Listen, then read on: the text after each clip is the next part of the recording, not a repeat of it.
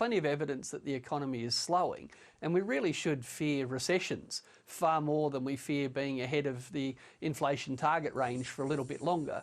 But there's also the fact that I don't think increasing interest rates right now is actually going to do much to actually control inflation. The underlying causes of inflation, the things that are going up the fastest, are not the things that are most susceptible to increasing interest rates. So I think it would be ineffective, but more importantly, I think it's dangerously unnecessary. The RBA only has one tool, and that's interest rates. What should they do?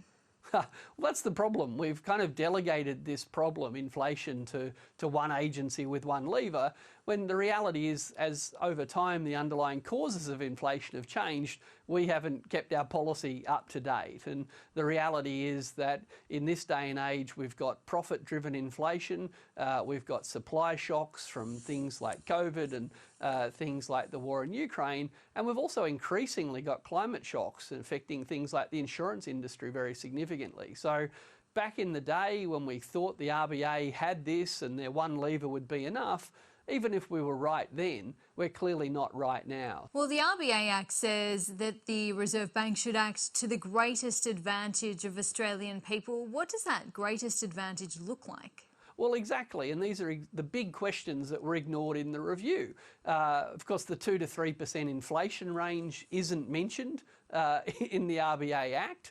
To be clear, the target range is not legislated, and similarly, full employment is written into the Act, but we've kind of come to interpret full employment not as being about the labour market, but we've actually told ourselves that we have full employment when there's stable inflation. So the Act is out of date. The review didn't fix that. And yes, absolutely, we need to think about what's really in the best interest of Australia right now. And obviously having lower inflation is better than having higher inflation, but it's not obvious that getting back to the arbitrary 2 to 3% range as quickly as possible is the thing that Australia needs most. I think avoiding recession is far more important. Well, how much of a risk is there if the RBA does raise interest rates again that we could see a recession? Well, I think there's a significant risk, and we've seen retail spending already falling quite a lot. We've got really low wage growth, and to be clear, what we're doing is loading up an enormous amount of the contractionary effort on people with large mortgages and in turn on renters. So the social consequences of pulling even harder on this lever are quite significant, leaving aside the fact that they haven't been that effective. And things like insurance, things like petrol, things like electricity aren't going up because consumer spending's too high. These things aren't influenced by interest rates. Well, what does a central bank do about imported inflation like shipping costs, for example, and petrol costs, as you flagged? I think it should be humble. I think it should say, look, it's really hard to be trying to manage inflation in circumstances like these. Here are the reasons why it's harder than usual. Here's what we're doing. But here's why we're not in such a rush to get to that 2 to 3% target range.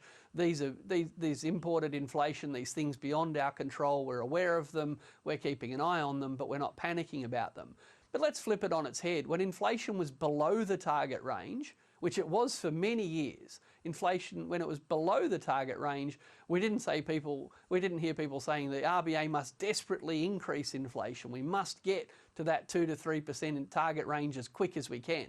So when we were below the range, people didn't panic. Well, we're above it and we're heading back towards it. How quickly we get there should not be the major determinant of what the RBA is thinking. There have been a number of competition inquiries. Do you think there's evidence of price gouging disguised as inflation?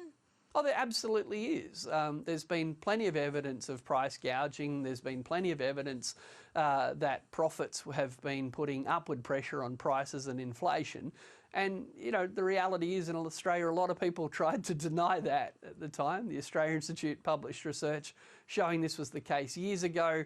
Our research was widely criticised until the OECD headed up by Matthias Cormann of all people, released research using the same method, finding the same conclusion. And now around the world, it's quite normal to hear economists and indeed other central banks talking about the role of profits in driving inflation, and in turn the need to have competition policy and other forms of government policy to help restrain prices. Richard Dennis, appreciate your time. Thank you.